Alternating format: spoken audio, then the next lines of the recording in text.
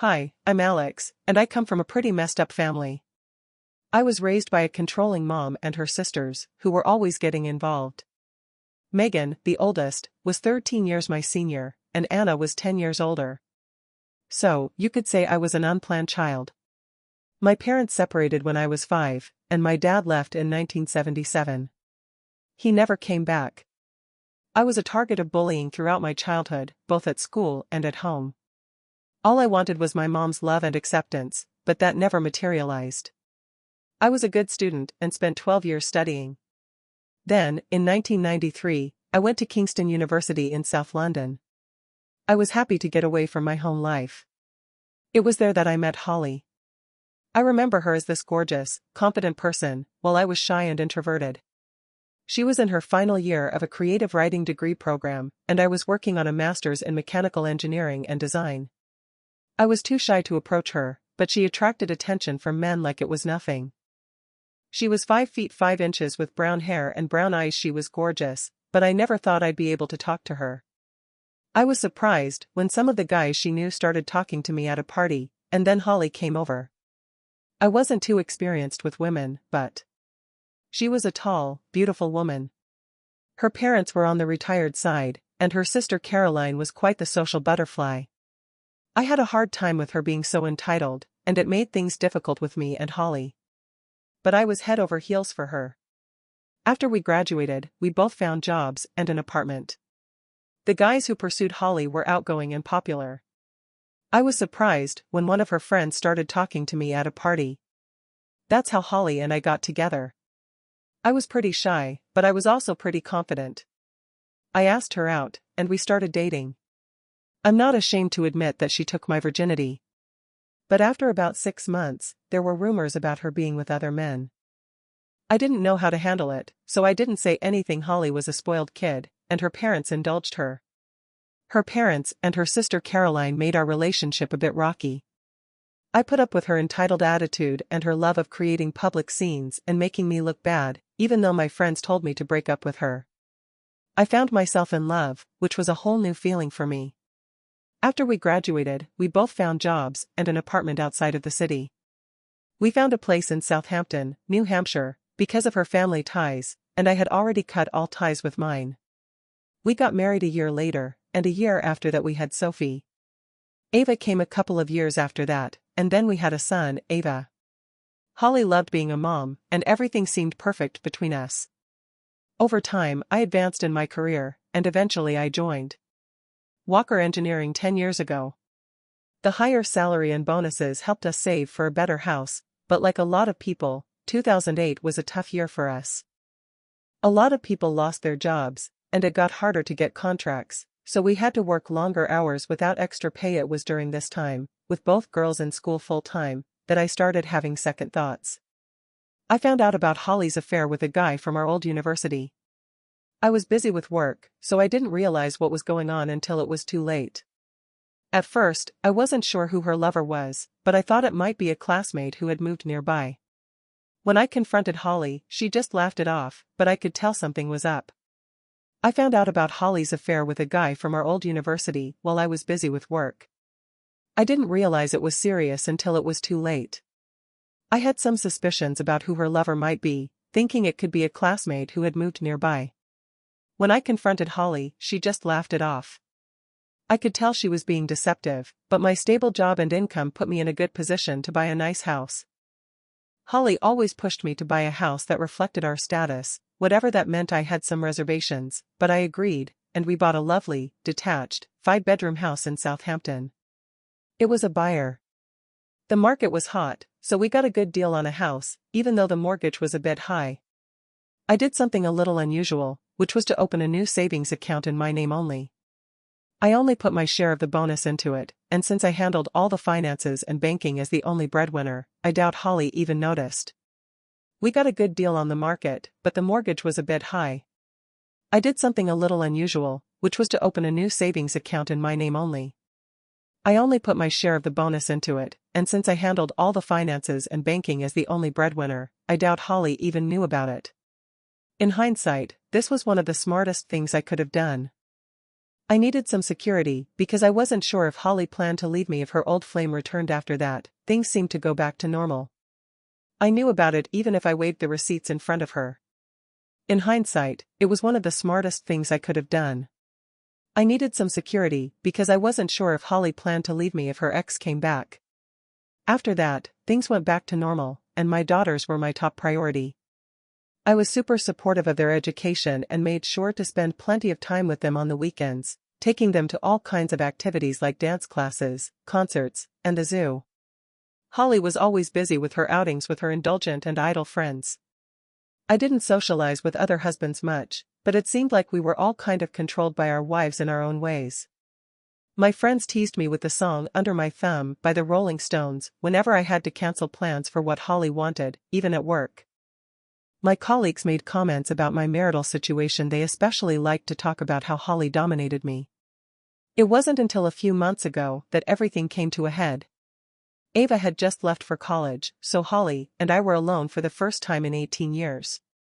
Both our daughters were attending our old alma mater, and I was helping Ava settle into her new apartment. Holly's always been the boss, but the last few months have been crazy. Ava just left for college, so Holly and I were finally alone together again for the first time in 18 years. Both our daughters were at our old alma mater, and I was helping Ava move into her new apartment with her sister. Then Ava turned to me and started asking why I was still with their mom. I was totally caught off guard. Ava's always been quiet like her dad.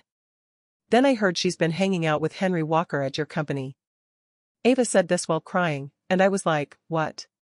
I didn't even know, but I wasn't too shocked. I could have looked into her affairs over the years, but I was afraid it'd break up the family and cause my daughters to resent me, just like my sisters did. My dad put up with her cheating, 'cause I couldn't bear to lose what we had built together, even though I still loved her. This revelation had a few effects on. First, it made me realize how much my daughter hates their mother. I mean, I had no idea. Second, it brought up old feelings from when I was growing up and how they influenced my weaknesses.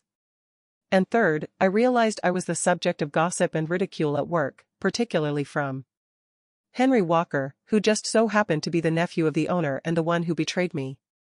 I felt totally lost, unable to deal with the situation, especially now that my youngest daughter knew about the mockery from Holly. I knew I had to talk to her. My heart was beating super fast as I sat at the kitchen table. I was sitting at the kitchen table waiting for Holly to come back, and when she finally showed up, I couldn't say a word. She just looked at me like she didn't care, and I could tell she was judging me. But I finally got the courage to ask her about her relationship with.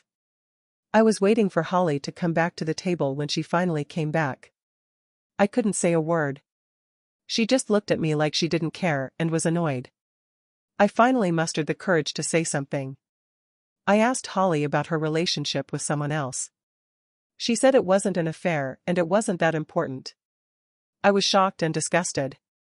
I wanted to know how she could say it wasn't that bad. She said she liked me because I provide for her and were friends, but there were certain things about me that she didn't like. She said she wouldn't call it an affair and that it wasn't that serious. I was shocked and disgusted, and I was waiting for her to explain how she could justify what she'd done. She said she admired me as a provider and a friend, but that there were certain things I couldn't do for her. I was pretty upset by her straightforward admission, and I asked if that meant she was cheating on me. Holly said it was just her body, not her heart or mind. I was stunned by her bold admission, and I didn't know what to say. She casually mentioned that she was exploring relationships. I was shocked by her straightforward admission that she was having an affair. She clarified that it was just her body, not her heart or mind.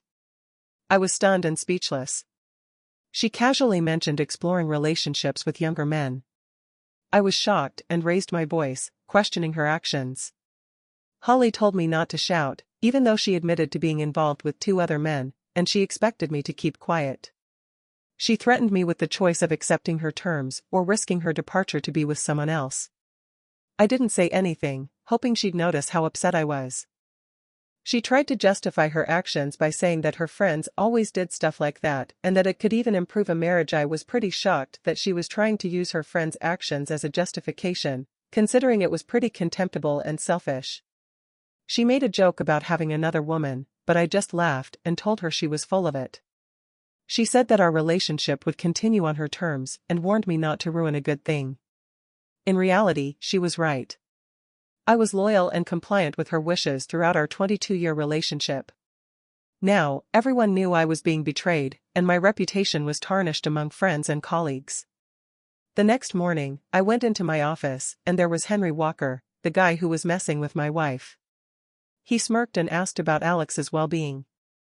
With his smug expression making me even more annoyed, I decided to keep quiet by the coffee machine. I heard some guys laughing, but they didn't seem to be having much fun either. I kept going, feeling pretty exposed, and even Olivia, the boss's secretary, looked like she was enjoying the show sitting at my desk. I thought about the bad start to my day, feeling like everyone was laughing at me, both at work and at home. I tried to focus, but I couldn't shake my anger. I decided to look into my dad's background, knowing only his birthplace and that he left at 38. My boss's smug expression was really getting on my nerves. I kept quiet by the coffee machine. I heard some guys laughing, but they didn't seem to care. Even Olivia, the boss's secretary, seemed to think my situation was funny. I sat down at my desk and thought about the bad start to my day. It felt like everyone was laughing at me, at work and at home. I tried to focus, but I couldn't stop feeling angry. I decided to look into my dad's background. All I knew was where he was born and that he left at 38. Back in '77, I was looking for family history sites for Cambridgeshire. I found 3 possible matches. I thought maybe he died before I went to college, so I hit up some genealogy websites. I was thinking about it, and my boss, Jack, called me to his office. Jack was successful, but he wasn't a very good person. He wanted to talk, even though he was thinking about leaving because of how he was acting. I stuck around for the money and because he was persuasive. I found out that he was having an affair with his secretary, Olivia. His wife was in the dark. Back in '77, I was looking into my family history and found a bunch of potential matches for my dad. I narrowed it down to 3 and posted on some genealogy websites. I was kind of lost in thought, and my boss, Jack, called me into his office. Jack was a pretty successful guy, but he had a bit of a shady past. He wanted to talk, even though he was thinking about leaving because of how he'd been acting. I wasn't sure if he was joking or not, but he did mention some rumors about my wife cheating on his 3rd wife. I just kind of laughed and said something about her being with my nephew. He started laughing about how the family always had a reputation for being playboys, and then he just kinda stopped talking. He started talking about business, saying how important family was and that if personal stuff messed with the business, he might have to quit. It was like he was a strict teacher scolding a child. I bit my lip, and I saw Olivia, his secretary, standing there. I heard some rumors about my wife cheating on me, so I told him about her relationship with my nephew. He laughed about the whole family being wild, and then he started talking about business. He said that family was important and that if personal issues affected the business, I might have to leave the company. It was like he was a strict teacher scolding a child. I bit my lip and saw Olivia, his secretary, standing by the door. She was probably getting info to share with her friends. As I turned to leave, I couldn't help but wonder why a young woman like her would be with an older man like Jack Walker. As I walked away, I heard more snickering, and I lowered my head and walked away. When I closed the door, I heard a lot of laughter, and I realized they were laughing at me. When I got back to my office, I realized that my presence there was pointless. I'd paid for my daughter's education, but now it was my turn to pay for mine. As I was about to leave, I saw a young woman who I thought was my daughter's friend, Rachel, looking at me. I couldn't help but wonder why she'd be hanging out with an older guy like Jack Walker. I passed by her and heard some snickering, and I lowered my head and walked away. When I got to my office, I realized that I wasn't doing anything there. I'd paid for my daughter's education, but now I was paying for my wife's infidelities. I'm a simple guy, and I like my gadgets, but I can live without spending a lot. Most of my money went to Holly's indulgences, and I started to wonder if I was happy. This was my creative hub, and it was where I found success. I had designed a lot of the parts that were being produced and sold here, and I was sure I could find another job. They thought I was weak, and they were right. I wasn't one to cause trouble, and I was happy being Alex, the submissive engineer.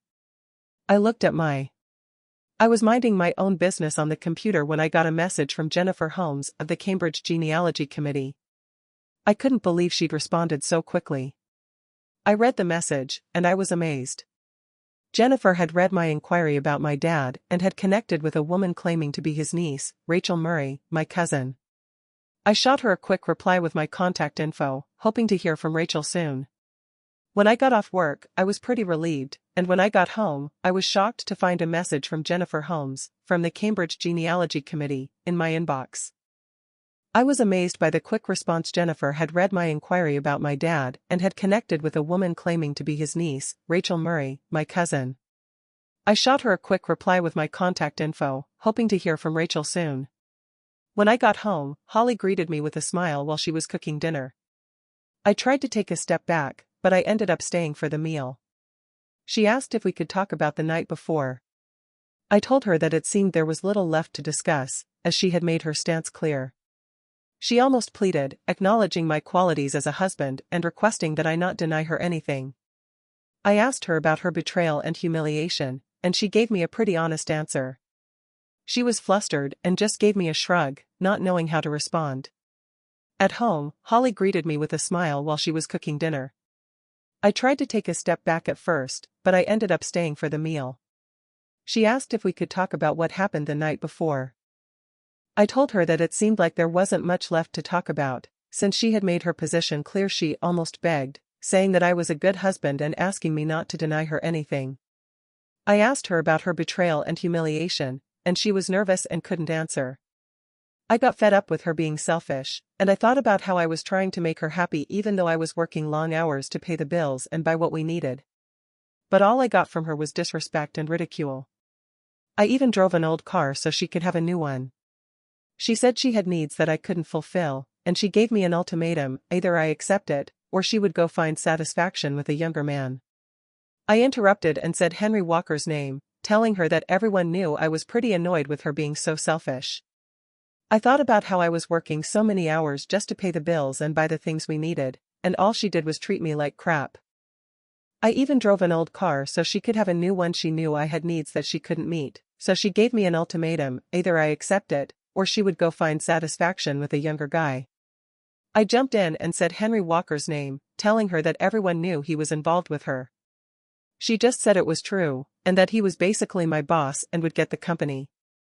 She said he'd take care of her in bed, and if I didn't go along with it, she'd leave me and he'd give her everything else she wanted and needed. As usual, I didn't say anything, just got up and left, heading back to my study. I was crying, and I really wanted to be anywhere but there. The phone rang, and I answered, only to hear an unfamiliar voice on the other end. I was involved with her. She admitted to the relationship, telling me that he was basically my boss and would take over the company. She explained the situation, said he met her needs in bed, and that if I didn't do what she said, she would leave me. She said he'd give her everything else she wanted and needed. As usual, I didn't say anything and just got up from my seat, heading to my study. I started crying, and I really wanted to be anywhere but there. The phone rang, and I answered to hear an unfamiliar voice. It was Rachel. We talked for about an hour, and when I hung up, everything else disappeared from my mind. I had a huge smile on my face. Rachel was thrilled that I'd decided to explore my dad's past and had a lot to share. I found out that my mom had forced my dad out of the house and had deceived me my whole childhood. Sadly, he died in 1983, when I was just 11. He died from alcohol poisoning, and my grandmother always blamed my mother for his behavior and mental state. Rachel filled me in. I thought that after we broke up, he really wanted to get back together with me, but something was holding him back. We decided to meet up at her place in Cambridge over the weekend. I was pretty excited, thinking the break would do me some good. But the weekend just dragged on, and nothing at home or work really changed. At work, everyone kept teasing me behind my back. Henry and his friends thought it was funny to put a pair of underwear on my office door. I looked over at Olivia, but she didn't say anything. Inside the underwear, there was a post-it note. It said, "Please return to your wife." I was devastated. I sat at my desk and cried again that day. I wanted to blame everyone but myself. I couldn't wait. When Saturday came, I told Holly I was visiting a friend in London, and she seemed indifferent to my plans. I suspected she was cheating on me, so I figured being away would make it easier for her. The trip to Cambridge made me realize that I read the note that said, "Please return to your wife." I was devastated. I sat at my desk and cried again that day. I wanted to blame everyone but myself. I couldn't wait. When Saturday came, I told Holly I was visiting a friend in London, and she seemed indifferent to my plans. I suspected she would be unfaithful, so being away made it easier for her. The trip to Cambridge was rough, and I showed up at Rachel's a bit late. But when I got there, she greeted me with the warmest hug I'd received in years. She was totally cool about the delay, and I met her husband, Greg, and their kids, Grace and William. After that, we talked about my dad and the newfound family. It was clear that Rachel was a warm and selfless person, and she and Greg had a great rapport. They were so excited to share our family story, and it was clear they were eager to get to know me.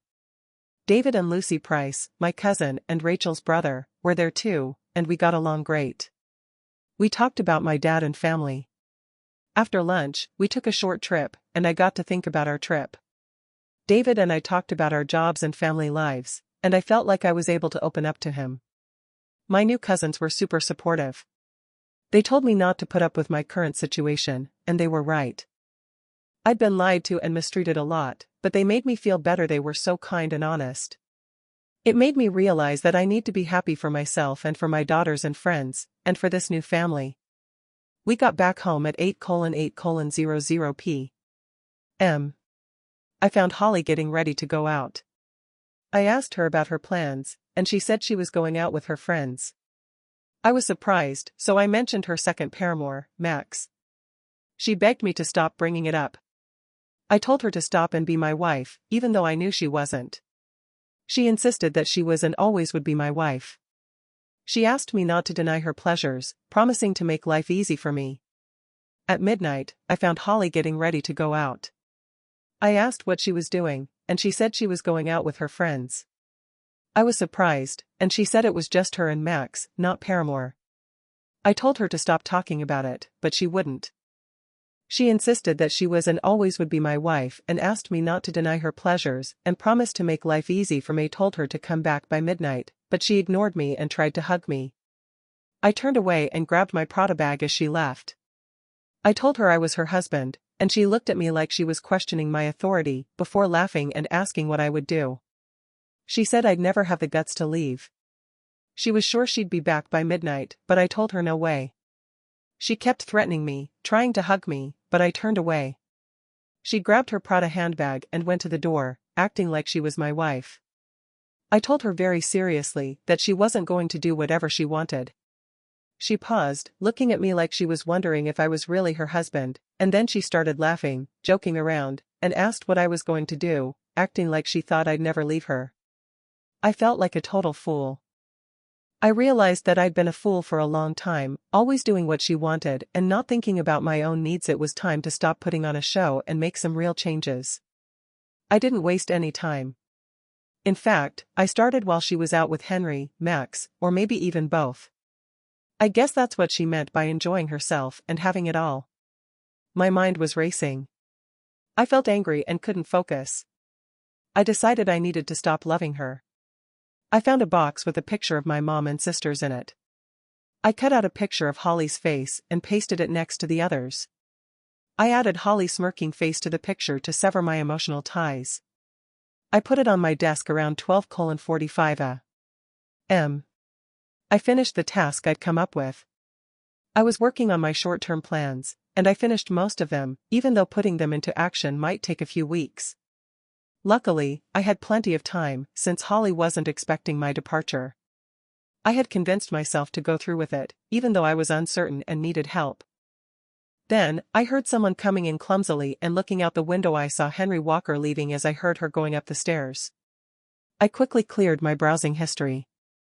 I decided to use incognito mode from then on. After she left, I went to our bedroom to make some coffee. I thought about my future away from here, especially without my daughters. I decided to move closer to them on Monday morning. I headed to work, determined not to exert myself any longer. I didn't care about the comments and laughter I got. I set up a bank meeting for 1:00 p.m. I used the time before to review my finances, though it was a gamble. If I was successful and had the right support, I'd come out relatively unscathed. The meeting went as planned, and I was able to close my savings account and take my name off the joint account with a decent amount of cash. I closed the savings account for cash on the way back to the office. I stopped at a PC World and bought 2 digital voice recorders, a 500GB USB 3.0 tough drive, and a new PC hard drive. When I got back, I started looking at the company's private customer files. After a bit of digging, I figured out Jack's password. Ironically, his wife's name and his 6-digit PIN were the same. I got the password to Jack's computer by going through his wife's birthday. I downloaded all the files to the drive, along with my plans and designs for the energy-efficient hydraulic pump system, which should help the company keep doing well. We've made pumps for air conditioning units, heavy machinery, and even for the dairy industry. After clearing my PC history, including all plans and work, I shut it down, swapped out the hard drive for a new one, packed everything in my bag, and reinstalled Windows. I spent the rest of the day on the phone, researching competitors and browsing engineering jobs in the South London area on Monster. I called it a day that evening after another quiet dinner.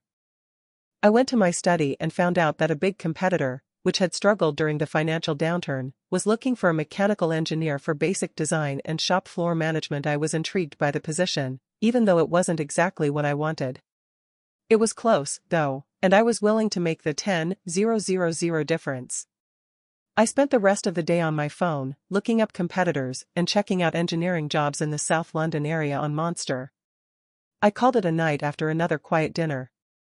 That evening, I went to my study and found out that a big competitor that had struggled during the financial downturn was looking for a mechanical engineer for basic design and shop floor management. I was intrigued, even though it wasn't exactly what I was looking for. It was close, though, and I was getting paid 10,000 less than I was at my current job. I quickly emailed them my CV to stay on track. I decided to sleep in our marital bed that night with Holly.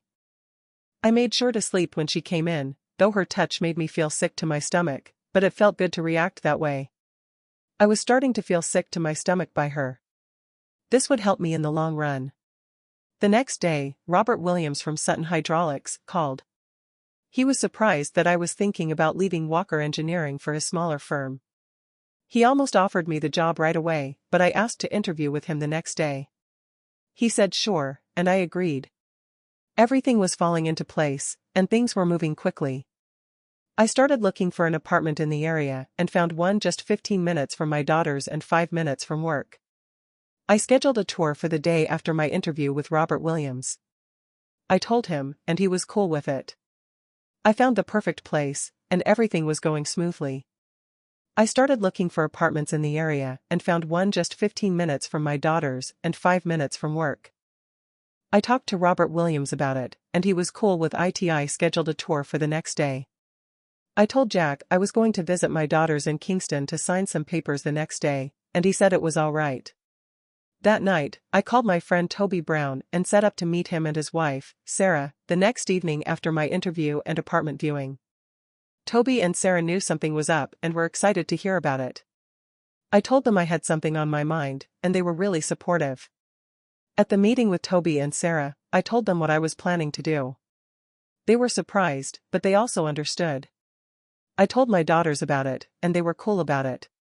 They were surprised that I was standing up for myself, but they understood. Then Sarah asked if I was going to leave Holly, and I said I was. She got me another cup of tea.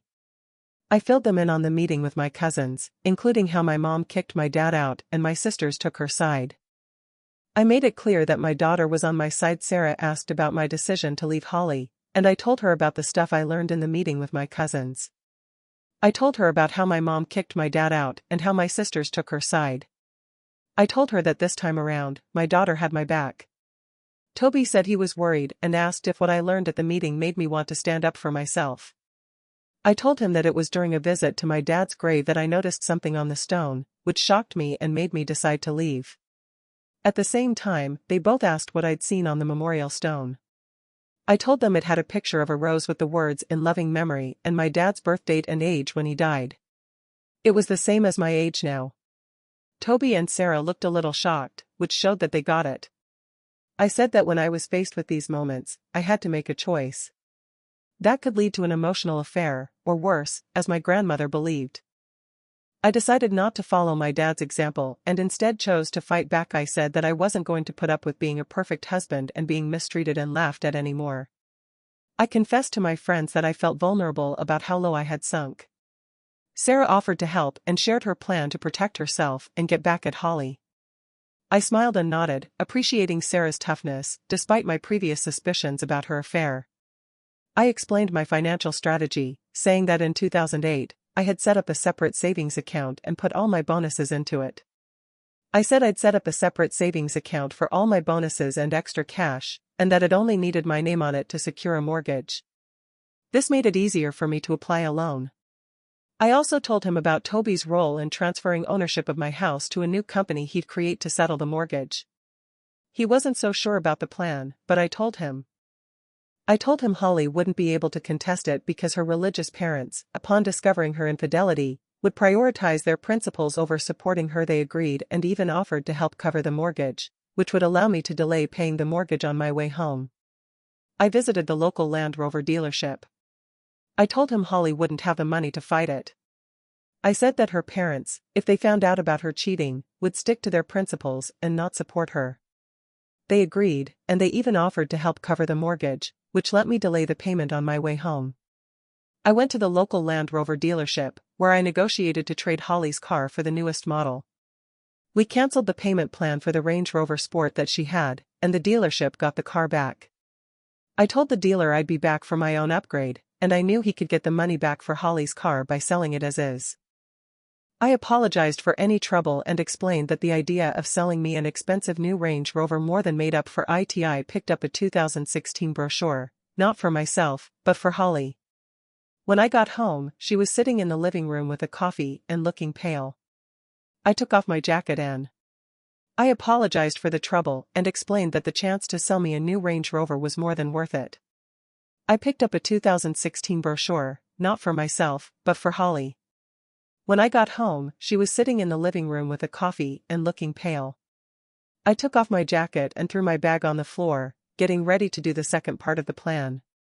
I told Holly how much I love her and that I want her to have the best. I said I'd trade in her car and buy her a new 2017 model, pointing to it in the brochure. She seemed excited about it, so she said she loves the new car. She was so caught up in the moment that she didn't even notice my plan. She said the only hitch was that they already had a buyer for my car. She said she'd take it to the dealership by Friday afternoon and leave work early to do it. She said I should use her car for the weekend to visit my lover, which would leave her free.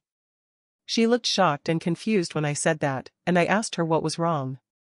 She didn't say much, but she asked if I was still upset about our deal. I told her it wasn't our deal, it was hers, and I was just trying to make her feel better. I looked at her, totally shocked and confused. I asked her what was wrong, and she said she was talking about the situation. She didn't give me any details, but she asked if I was still upset about our deal. I told her it wasn't our deal, it was hers, and I didn't have a say in it. I asked if I had to accept it, and she just nodded, like she was in charge and I had to go along with it. She said she loved me, and I felt really bad for her. I didn't say anything, and just walked into the kitchen. My phone started ringing, so I went to the back garden to answer it. Toby confirmed the money had been transferred, so I was all set to go the next day. I went to the bank, and they showed me into the mortgage specialist office. An hour later, the mortgage was paid off and all my remaining accounts were closed. I walked a few doors down and opened a new account with another bank. I was pretty happy knowing I wouldn't have to pay anything again unless Holly went to court. But the next day, my smile faded. I contacted the land registry and completed the appropriate online application with all the details. The next day, I went to another bank and opened an account. I was happy knowing I wouldn't have to pay again unless Holly took me to court. But then I remembered that I still had to do the same thing with Toby and Sarah's new company. I filled out the online application for their company in less than 10 minutes. I got a confirmation email that said it would take 3 to 5 days to complete. Once it was done, I'd just hand over the deeds to Toby, and he could register the property under their company. That same day I went over to Jack's, and Olivia was there with him like usual. Fridays were usually when he'd have his way with her, and I think I interrupted their closeness activities. She left us alone, and I think she left my resignation on his desk. He looked up at me with that stupid smirk. He asked about the document I was holding. I told him it was my resignation and said that Fridays were usually when he'd have his way with her, and I think I interrupted their closeness activities. She left us alone, and I left my resignation on his desk. He looked up at me with that stupid smirk of his. He asked about the document in my hands. I said it was my resignation and that I thought it'd be best to leave right away, since of course our families are involved. I told him I didn't want to be a nuisance, and that I'd probably be better off leaving. He looked pretty shocked by the news. I asked that my P45 be ready by Monday and said I didn't want to mention my departure to anyone. Holly didn't know he'd pleaded. I told him I thought it'd be best to leave right away, especially since of the situation with our families. I said I figured he might not want me around for too long. He looked pretty shocked by the news. I told him I wanted my P45 ready by Monday and that I wasn't going to mention my departure to anyone. I told him Holly didn't know about the plea. I was pretty insistent that they needed me, but I told him they apparently needed his nephew more. I said I'd come back on Monday to get my stuff. I also said I'd take a digital recorder out of my sock to use the opportunity to remove a pin from my pocket. I hit record and put it under the seat and in the wooden frame. As I stood back up, I said I had things to do and left his office.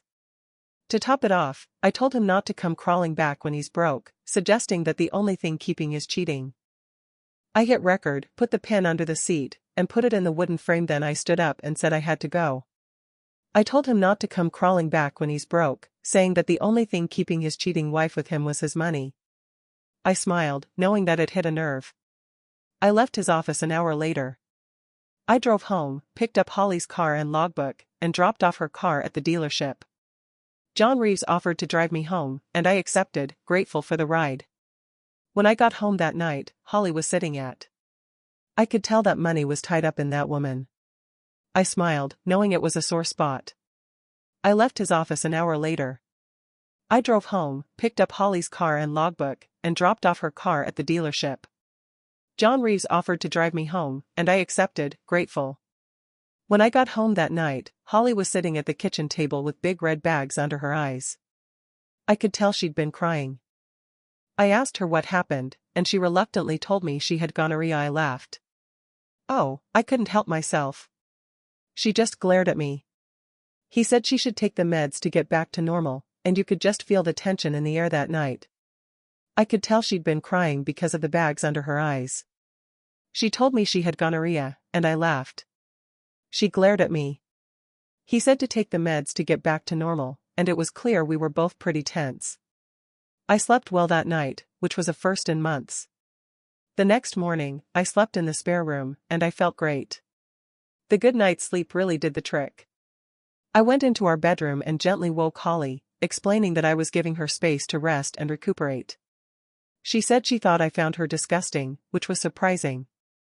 I slept like a log the night before, and when I woke up, I felt great. I went into our bedroom and gently woke Holly, telling her I was giving her space to rest and recuperate. She said she thought I found her disgusting, but I didn't say anything. She started crying and admitted that she messed up big time. She said she loved me and wanted me to get better. At first, I felt sorry for her, but that feeling left pretty quickly. Then, I realized that I had lost. I didn't say much when she started crying and said she messed up big time. She said she loved me and wanted me to get better. At first, I felt sorry for her, but that feeling didn't last long. Then I realized that I didn't feel anything for the woman I'd been married to for 21 years. I guess true love can fade so fast. I was done, and her situation didn't change my mind. I left the room without saying a word. I hopped into my car and took off. That night, I crashed at Toby and Sarah's place, where they were hosting a dinner. I had a hard time believing that love could fade so quickly. I was done, and her situation didn't change my mind. I left the room without saying a word, got into my car, and drove off.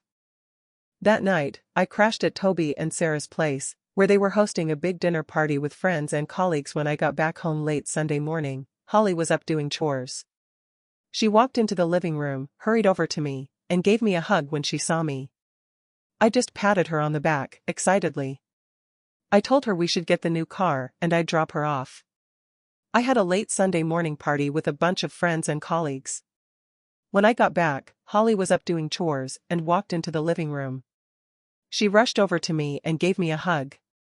I gave her a quick pat on the back, excitedly, and said we should get the new car to arrive, and I'd drop her off in town to meet her sister, who could then drive her to the dealership.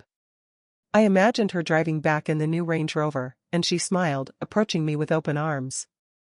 I pretended not to notice her. Throughout the day, Holly was showing a lot of affection, which made me feel a bit uncomfortable. She kept trying to kiss or hug me, but I kept finding excuses to leave. By bedtime I noticed she had been crying again, and I wished her good night. She asked if I would be. I met her sister at the dealership, and she gave me a ride back to town. I imagined her driving the new Range Rover, and she smiled and came over to me with open arms.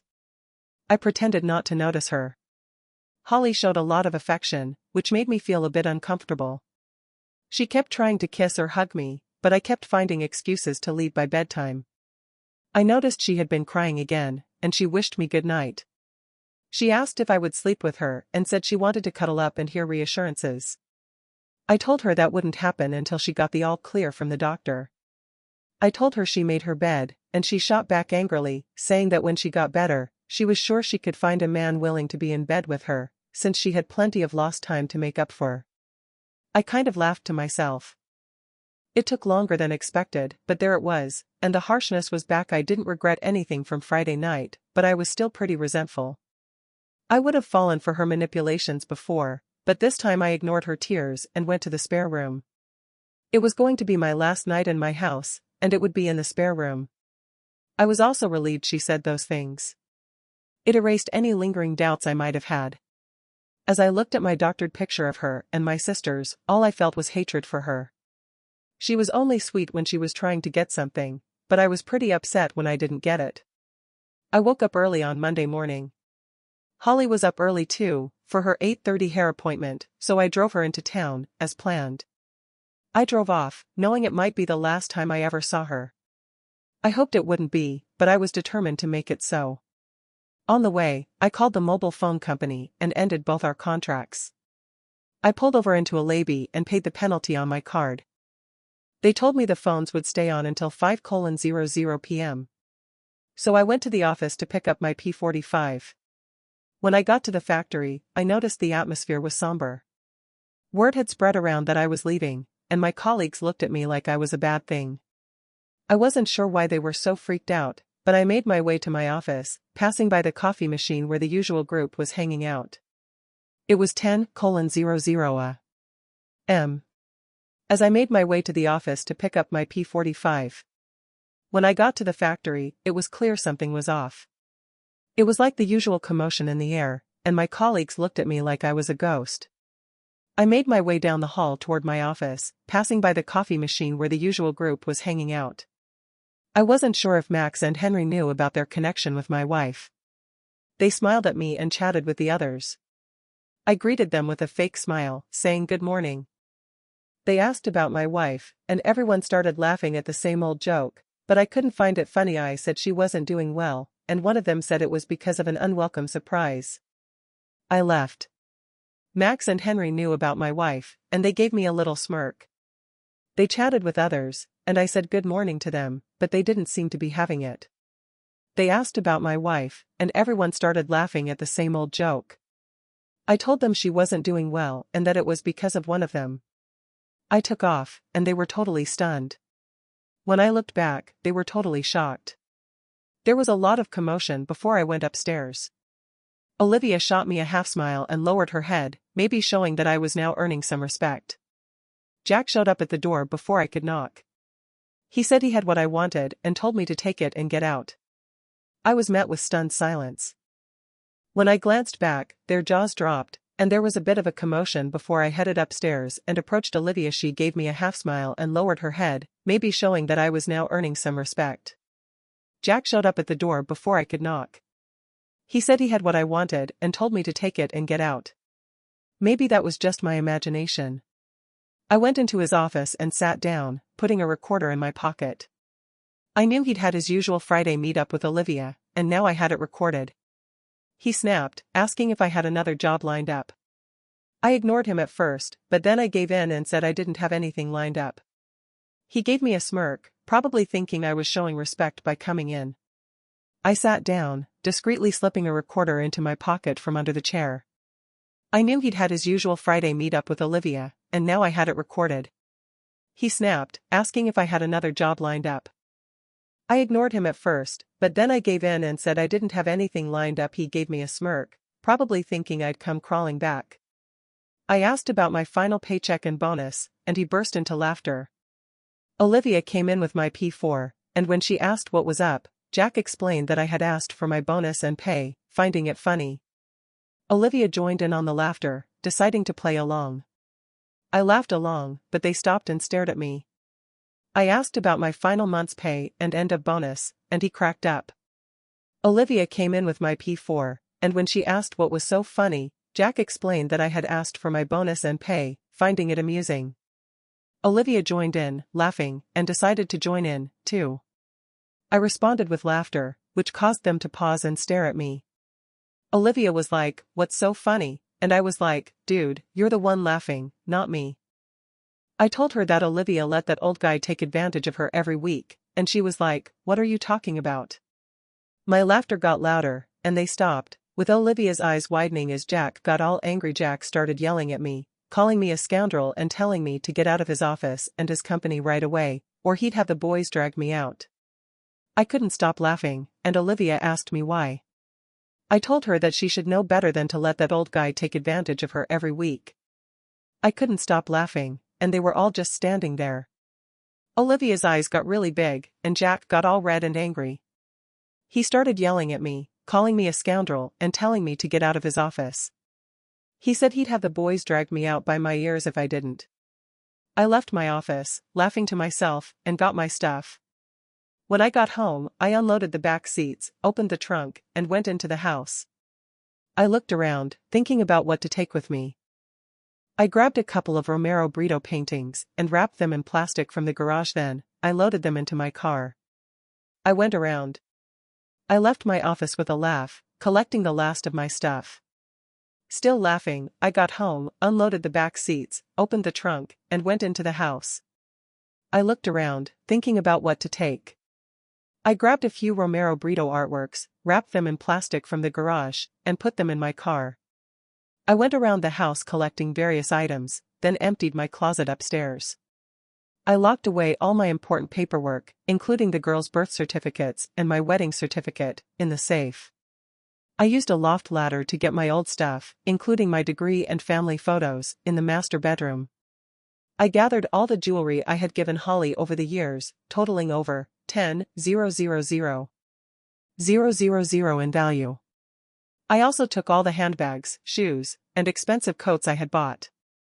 I mean, the whole wardrobe was my acquisition, so I claimed it all. Since I'm really meticulous about keeping track of everything for insurance, it'll be a huge help when it's time to sell everything. After I finished packing, I realized I needed a TV, so I grabbed that along with my movie collection and the Blu-ray player. At this point, my car was packed to the brim. I decided to ditch all of Holly's clothes and a few other unnecessary items, including some of my old clothes. Anumi would need a new wardrobe, and the girls would be happy to help me out. I gathered some of my favorite pictures of me and the girls and packed them in the car. There wasn't any real rush, since Holly wouldn't be back until after 2:00 p.m. I took a moment to make a cup of tea. I think it's in the Magna Carta. I called the TV company, cancelled the satellite phone and internet. I also contacted British Gas and Southern Water to cancel utilities. It'd take a few days, but I didn't care. I went back to the bedroom and sat on the bed, and I had an idea. I looked over and saw Holly's wedding dress at the top. It was in a dusty old box in the wardrobe. She must have loved it more than I did. I took it down and found our wedding album among the box of photographs on the bed. I grabbed the duvet cover, gathered everything, and headed to the garden. I threw everything into a pile, including Holly's clothes and stuff. I didn't want any reminders, so I left her underwear untouched. I closed up the car and checked the time. It was only 1:45 p.m. I called up Robert Williams and told him I'd drop off my P45 later with the night shift. He seemed happy about it, and I hoped I'd brightened his day. At 2 p.m., I gave him another call. I was waiting for the call, and I found some paint thinners in the garage and poured them all over the wedding dress in the garden. Just as I was about to light the fire, my phone rang. I answered, and it was Holly. She wanted to know what was going on. I replied sarcastically, asking her what she meant, insisting that I shouldn't play dumb. She kept asking me questions. I asked her to chill and asked what was up. There was silence. I was waiting for the call, so I grabbed some paint thinners from the garage and poured them all over the wedding dress in the garden. Just as I was about to light the fire, my phone rang. I answered, and it was Holly. She started yelling at me, asking what was going on. I replied sarcastically, asking her what she meant. I told her I wasn't playing dumb, but she wouldn't stop. I asked her to chill and asked what was up. There was silence, and I could hear her heavy breathing and what sounded like her sister in the background. She said that she had been told I didn't get her a new car, but sold hers instead. I teased her a bit, saying maybe I forgot to mention that. She started to sound panicked, asking what was going on. I kept my cool, even though my heart was beating out of my chest. I told her that from now on, if she wanted a car, she'd have to pay for it herself. She yelled back, sounding confused. I could hear her heavy breathing and what sounded like her sister in the background. She said I didn't get her a new car, but sold hers instead. I teased her a bit, saying I might have forgotten, and she started panicking and asking what was going on. I kept my cool, even though I could feel my heart pounding.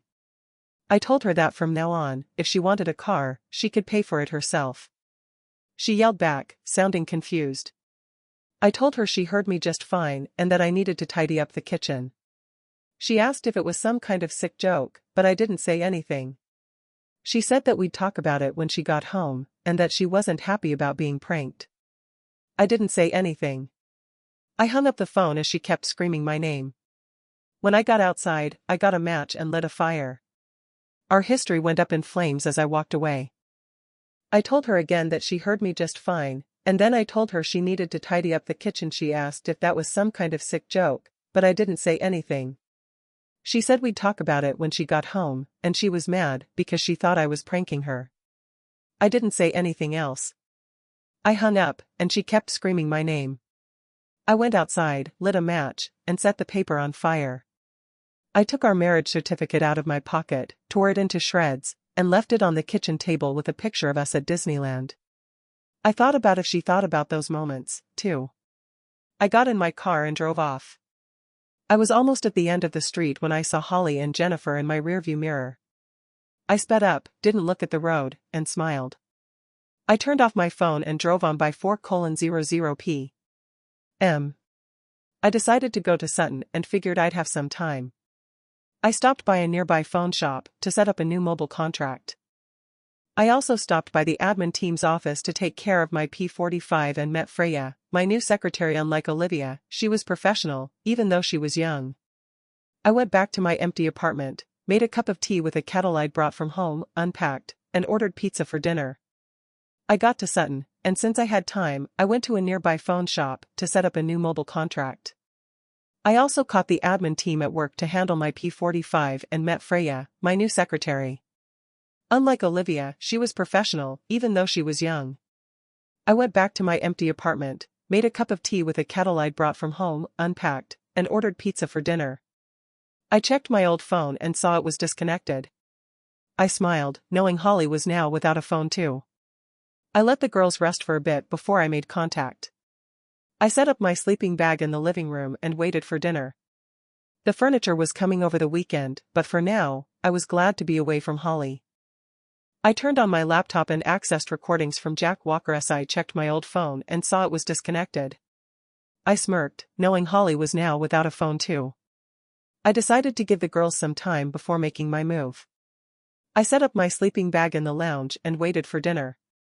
The furniture was coming over the weekend, but for now, I was glad to be away from Holly. I booted up my laptop and checked the recordings from Jack Walker's office.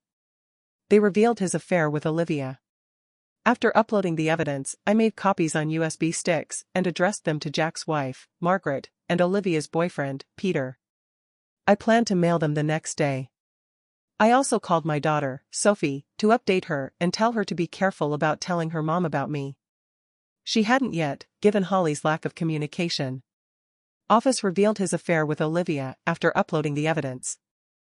I made copies on USB sticks, addressed them to Jack's wife, Margaret, and Olivia's boyfriend, Peter, and planned to mail them the next day. Lastly, I called my daughter, Sophie, to update her and caution her against telling her mother about me, which she hadn't done yet.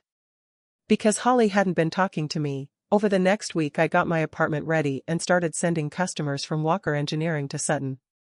Even though a few loyal to Jack stuck around, most preferred our stuff, which led to Walker's loss. I thought Jack would figure out why his business was down, but I didn't care. With the utilities at my old place cut off, Hollywood realized I was MIA as she dealt with the bills. Toby started the process of selling the house, with Sarah's support and Week's help. Over the next week, I got my place ready for new tenants and started sending customers from Walker Engineering to Sutton. Most of them liked our deals better, so Walker lost business. I knew Jack would figure out why his business was down, but I didn't. Karimi utilities were cut off at my old place, and Hollywood realized I wasn't there when she was trying to pay the bills. Toby started selling the house, with Sarah and Week's support. During this time, AA reached out to me and let me know Holly was moving back to her parents' place, where her parents weren't too thrilled about her cheating on them. Holly was mad at me, but I didn't care. I knew the saga wasn't over, though.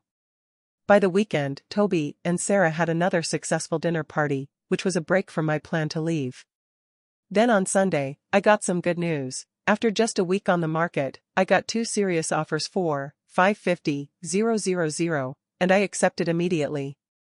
I arranged for the girls and investments, making sure Toby was compensated and securing a portion in cash for my safety. Protecting myself was still a priority as the week went on. Toby said the sale could move quickly, which was great news.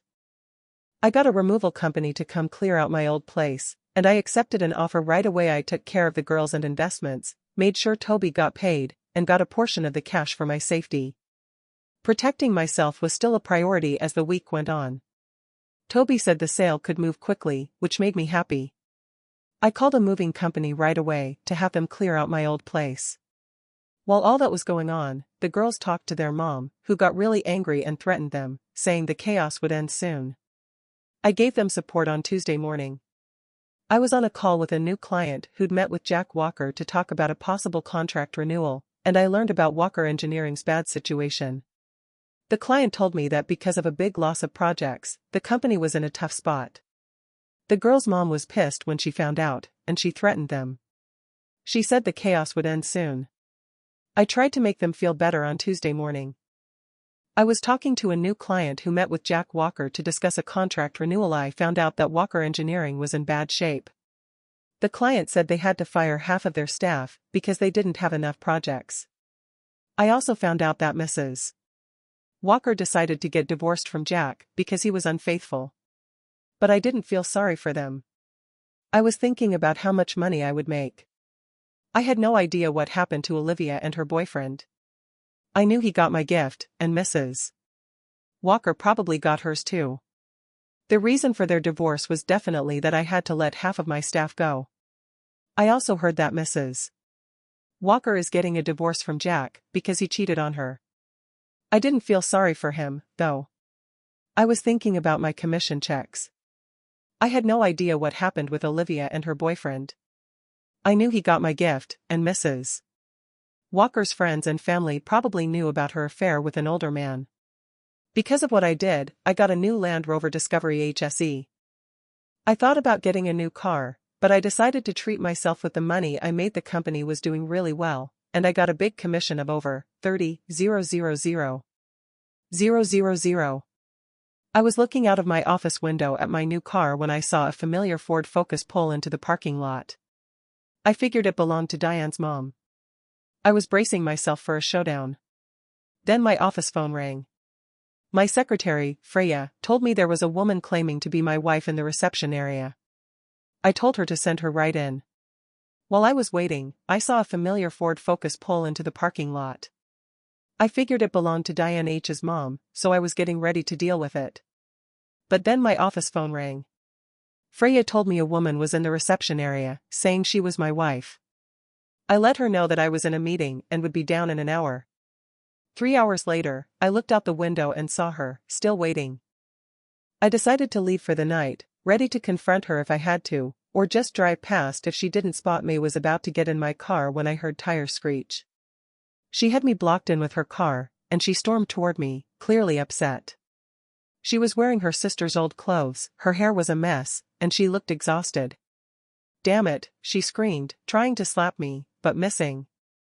She was so angry, and she wanted retribution. I told her to chill. She had blocked me on social media. She came out of her car, looking furious. She was wearing her sister's old clothes, and her hair was a mess. She started screaming and tried to slap me, but she missed. She was so angry, and she wanted revenge. I invited her to sit in the car with me.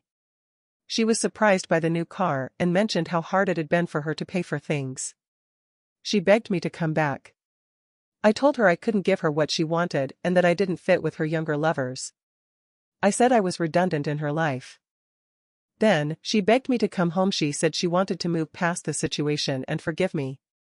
I was floored. I couldn't believe it. She even asked if she was dreaming. I asked her if she was serious. She said she forgave me for messing up her stuff and her life. I asked her if she was sure about forgiving me for cheating on her and being disrespectful. I told her I'd never be with her again and suggested she go be with one of her other lovers. She said her friends treated her differently. I asked her if she was serious.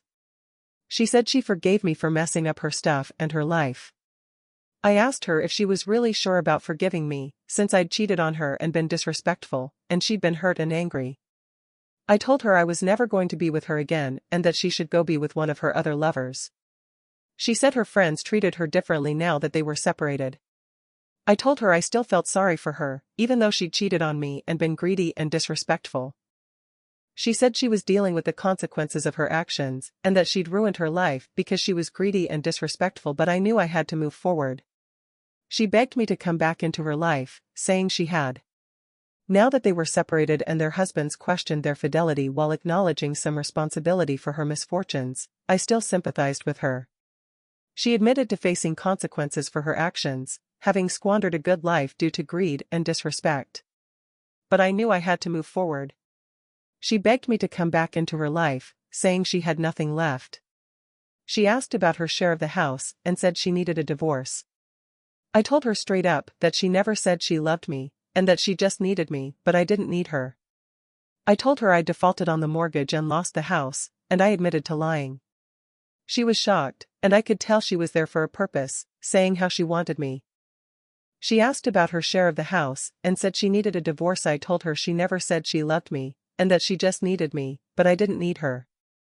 I told her I'd defaulted on the mortgage and lost the house, and I'd lied. She was shocked. I understood why she was there, and she said she wanted a divorce. She said she loved me after being with me for over 20 years, and she was sorry for making a mistake. She said she'd been punished severely.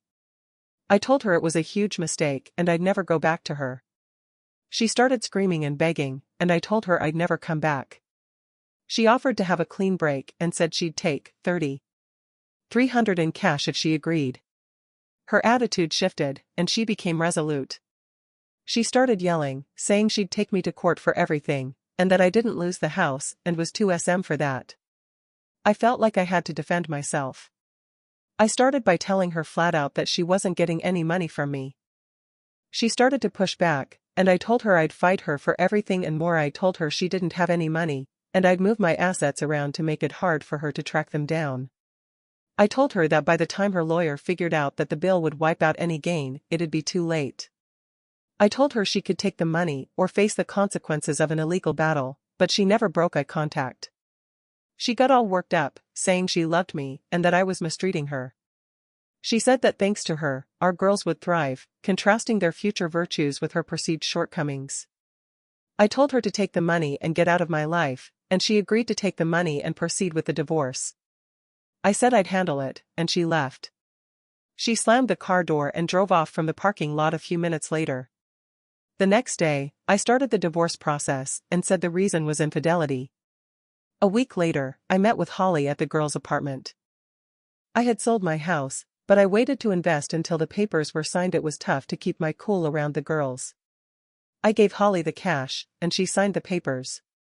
After saying goodbye to the girls and wishing Holly luck, I was about to leave when Holly suddenly started crying. I had a feeling it might have been better for the girls, so Sophie and Ava exchanged knowing glances. Ava mentioned seeing me next weekend, talking about the Coldplay concert they were excited about. I went back to the room where Holly was still sobbing, and the others didn't notice. Suddenly, I got what Ava meant about the concert. Sophie asked about our plans, and I mentioned checking with Amy and letting them know during the week before we left. I ignored Holly, shouting as I left, and closed the door behind me.